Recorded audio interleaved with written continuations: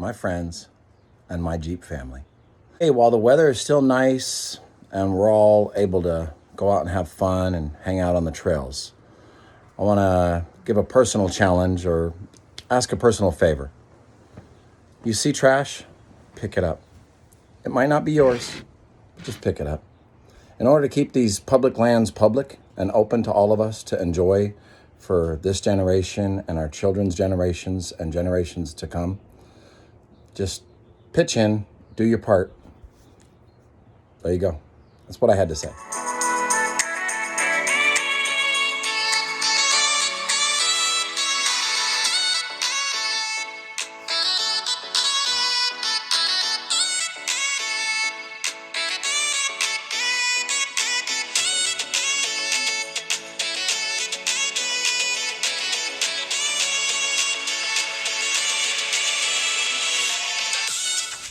So, I've never really done a walk around on Rockie, my JKU.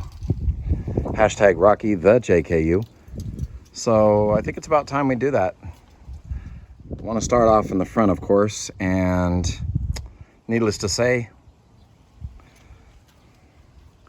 we've got the Warn VR10S with the spider and nightline and the reflective strands so that you have visibility in the evening. And of course, followed up with the flat E-Link by factor 55. Great combination. Right, so I have the Quake LED headlights with the halos and the fog lights. And also from Quake LED, I've got my spots. I've got the forward facing, and I've got the ones that are projected outward a little bit so that you can see the full trail. And of course on the rear here, we got Quake LEDs, LED tail lights. They're really good looking. Very bright on the reverse position in the evenings.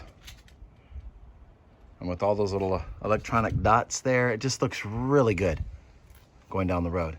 I've also got 8 rock lights, 1 at each corner, above each tire. I've got 1 in the front, middle, 1 in the rear middle, and then right about here I have valet. I decided recently to go ahead and just do the flats on the fender flares, color matched, and leave raw the tube section with just a clear coat. As we come around the rear here, you'll notice I've got the DV8 TC-1 large spare tire carrier. This thing mounts up really nice. It's very attractive. It's not heavy. Swings out real good. When you're installing, if you pay attention to the instructions, it's got an adjustment nut here. So this thing will swing right out, swing right back into place with no problem. Of course, just for my extra added protection, I put some emergency lights or dust lights on here. Involved or witness an accident, I can always turn these bright lights on. It gets people's attention as an emergency light. And or if I'm out in the dust, Johnson Valley, or anywhere that's extremely dusty, that'll get your attention. You won't come flying up and rear end me. As you see here, my rear bumper comes from Genrite in Simi Valley, California. At 40 pounds versus about 120 pounds on my last bumper. I like the weight. This Genrite bumper comes with these heavy duty eyelets for the shackles or the D-rings. And also a reverse light, or in my situation, I'm gonna put a switch on it and I could turn it on when we're backed up and we're preparing for camping. Little added light. So my JKU Rubicon came with the hard top and it has a factory soft top. But I went one step further for the times that you peel your top off and the doors. You still got the added protection with the spider web sunshade. Yep, Shade Brigade. It's nice and taut. It doesn't flap around in the breeze. It stays on with the hard top or the soft top. And it keeps the glare down so that, you're not blinded by the sun during the days. And once again, you keep it on.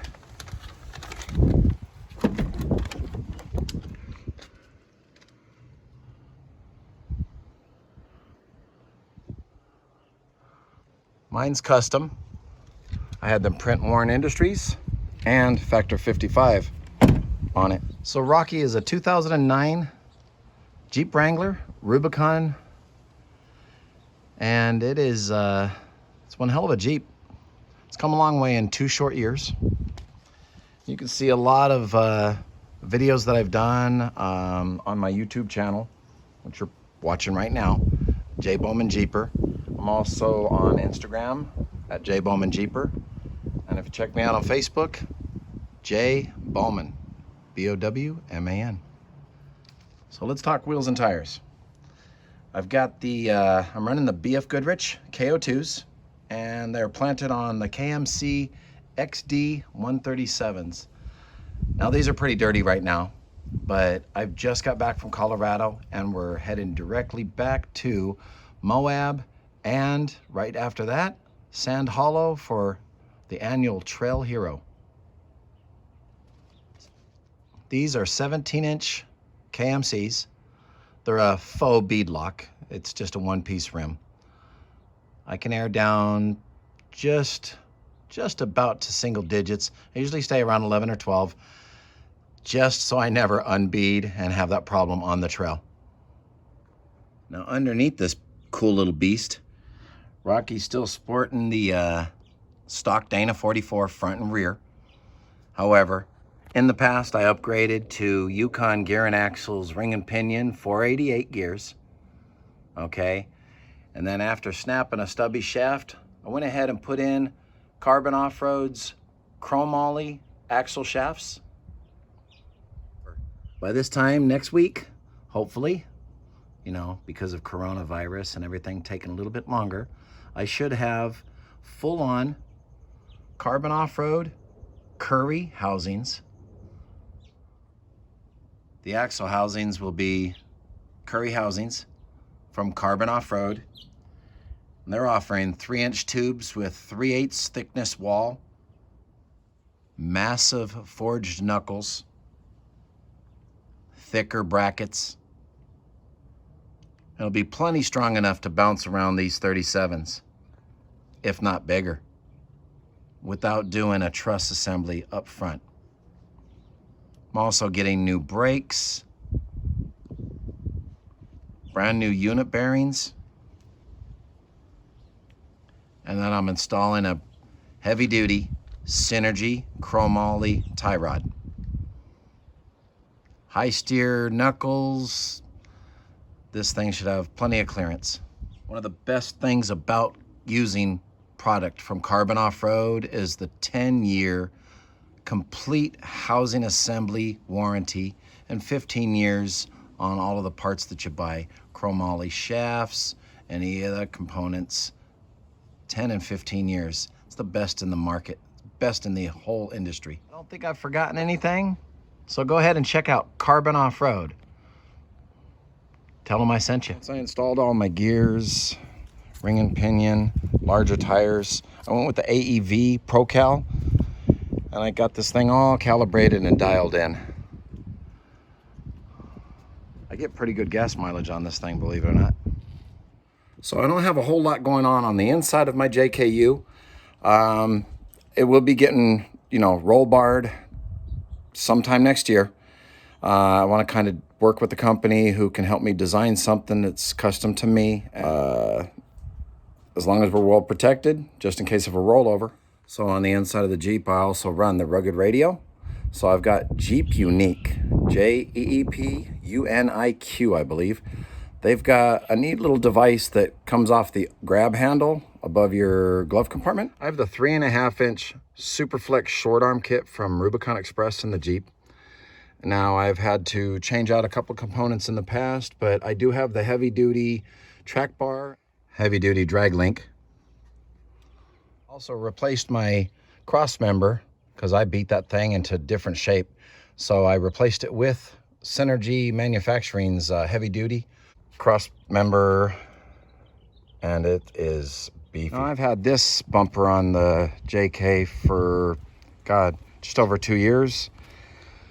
It's a Poison Spider. I believe they call it the BFH, built for the hammers. It's a decent bumper, but this thing is super heavy. I just started working with Next Venture Motorsports, and I'm going to get a 2-piece bumper, which is going to allow me to take the entire winch and drop it down into the bumper, still retain my fog lights with the halos. It should look super awesome. A 2-piece allows me to do it like in silver, like I did on my fender flares. And then the outside skin, I can do in white. Any questions? Leave something at the bottom of this video, and I will go ahead and get you the part number for that if you see it in my next video and you like it. Well, there you have it, guys. My first, so far, walk around on Rockie, the JKU. Coming to you from The Warn Guy. Hashtag The Warn Guy. Keep your eyes peeled for the follow-up. Once I get my carbon off-road axles installed on Rockie, sometime next week or possibly the week after, I'll go ahead and do a video. I'll do a full-on belly video. I'll get down on my hands and knees and show you how awesome those axles are turning out. And then this one here, the 97 TJ, I'm going to be dropping some JK axles, obviously, into this thing, getting it a wider stance, possibly doing a competition cut and a stretch. So stick around. Keep an eye on Jaybowmanjeeper on YouTube. Hit me up on Instagram, Jaybowmanjeeper, and have a great day.